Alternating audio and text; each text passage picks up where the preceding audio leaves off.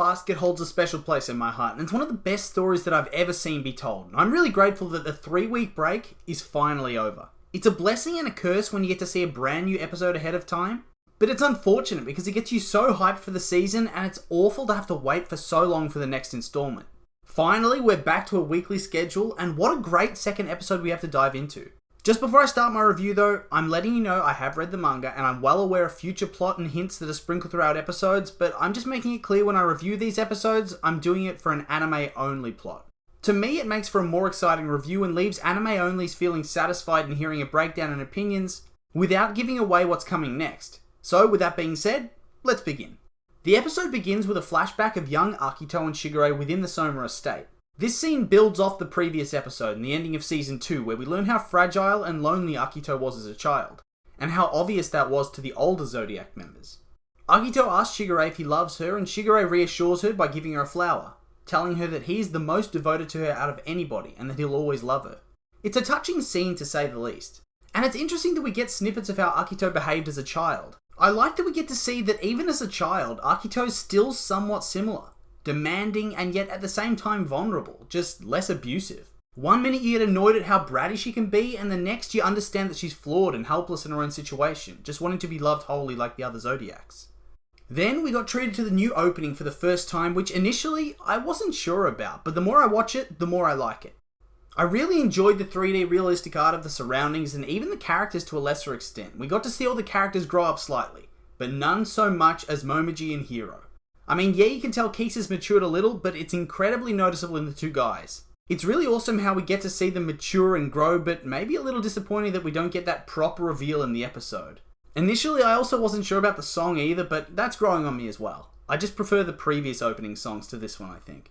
Back at the house, Shigure and Toru fold paper flowers for the upcoming senior graduation, and Shigure makes an idle comment on time flying by now that Yuki, Kyo, and Toru will be heading into their final year soon. And he's certainly not really wrong. It's hard to believe that at the start of the series, they'd only really just started high school a few months previous. And that kind of sums up my feelings about the final season, to be honest. I can't believe it's almost over. We then see Toru attempt to ask Shigure about all the new information she's learned, and you can't help but feel sorry for her. It's clear that all this news is weighing her down, much more than originally learning about the Zodiac Curse did. And I think it's pretty hilarious that they both commented separately, almost at the exact same time, about how difficult it would be for her to bring this up. And in classic Toru fashion, she doesn't want to upset or pry into his personal life and wants to be respectful, so she doesn't. She's clearly lost and has no idea what to do, and this is pretty sad because no one likes a sad Toru. It's hard to watch. Then we're back at the school and we see Machi looking out her window at a wandering Yuki. It's a pretty small moment, but it starts off the season with big hints of romance in the air for these two, especially after their unique bond started to form in Season 2. We then see Momiji and Toru, and to be honest, after the opening, I was kind of expecting to see him a little bit more grown up than he looked in the first scene.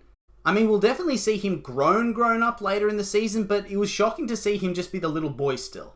Toru and Momiji talk about how the seniors must be feeling about leaving school, and we get a hilarious moment of the third-year president of the student council in literal tears because he's going to be leaving Yuki. This then leads into a discussion about how Momoji's younger sister Momo now wants to go to his high school, despite them not being able to overlap, just because she admires him so much. I like that we get those subtle little plot developments that don't necessarily need their own separate scene dropped every now and then. It makes it feel like the real world, and it was a sad but also happy moment for him. Toru then continues to reflect that she can't even tell Momiji about Kurano and Uotani because it would lead into the discovery of Akito's secret that she doesn't feel it's her right to share. But at the same time, it's also clear that her hiding such a big secret amongst so many people that it directly affects is weighing heavily on her mind. The sense of hopelessness and moral dilemma within Toru is growing, with her no longer appearing as the character that has everything together, and I'm kind of loving it. This downtrodden feeling is perfectly contrasted with the hilarious scene where the Yuki fan club steals paper flowers that he'd made.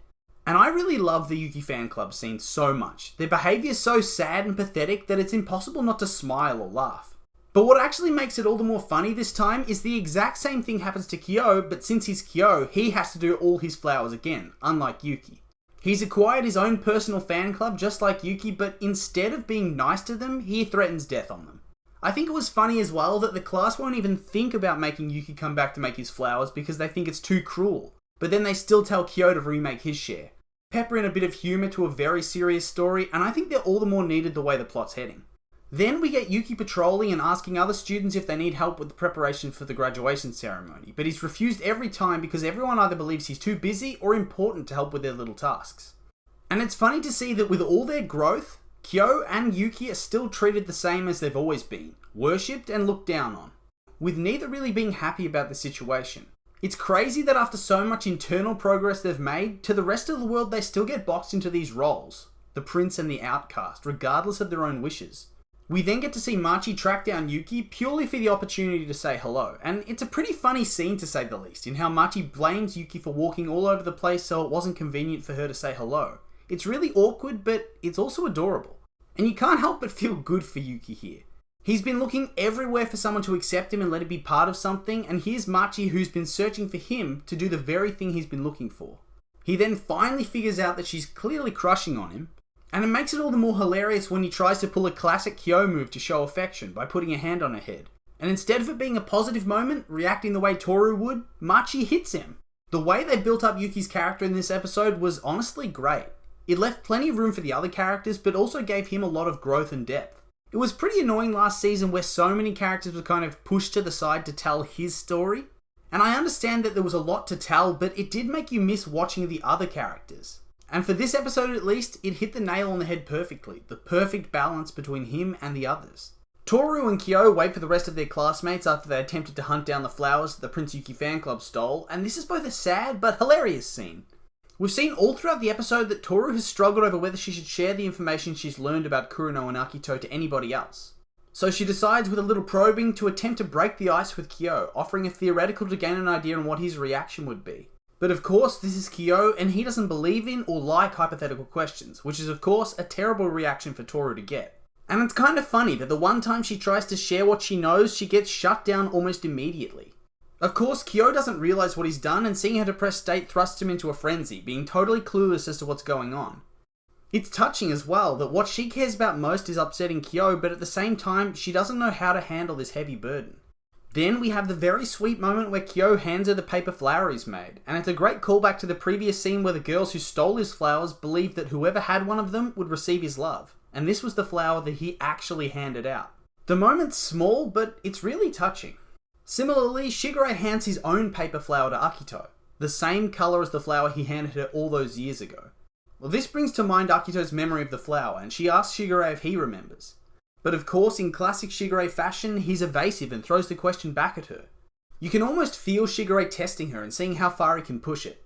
And the way that this scene comes straight after the scene with Kyo and Toru heavily implies that these two have a really, really complicated romantic relationship, to say the very least. Back at the house, Toru ponders over the information she's learned and remembers that Reen's also desperate, just like her, to break the curse, but she isn't sure whether to tell her what she's found out. Now, as we know from the last episode, we already saw that Reen was present for the reveal about the curse and Akito, so there's nothing really for Toru to reveal there, but it gives some food for thought on how that's all going to play out in future episodes.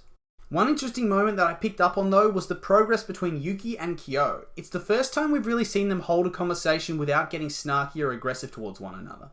It could have very easily gone unnoticed considering all the major stuff happening otherwise, but it was a nice tidbit and a good piece of character progression. Then we head back to the Soma estate where we see Shigure's editor and Shigure heading off for a dinner and most likely business meeting of some kind. And for the first time ever, we also got to see, even slightly, a vision of Shigure's parents. Even though you can't really see them clearly, it's very exciting to see such a prominent character's family. In any case, when you think about that Shigure is actually there meeting up with his editor and making an effort, it's incredibly odd for his character. Until it's revealed that there's actually a high-up dinner for the prominent members of the Soma family, which Shigure's parents were invited to. And it's clear that he's just doing all this to antagonize Akito a little bit more. This, tied in with the perfect turn to see her when he walks off with his editor, was a big yikes moment from me. Then we get a flashback of the conversation between Shigure and Kurono just before Toru finds out about Kurono's broken curse and Akito being a woman.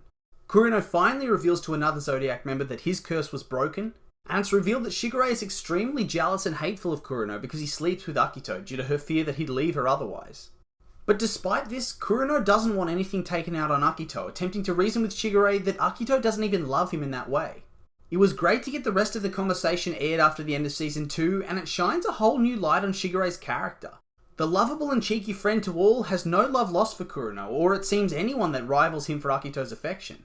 And this pretty much confirmed that Shigure views her in a romantic way, and heavily implies that she also views him that way as well. And this leads into the major climax of the episode.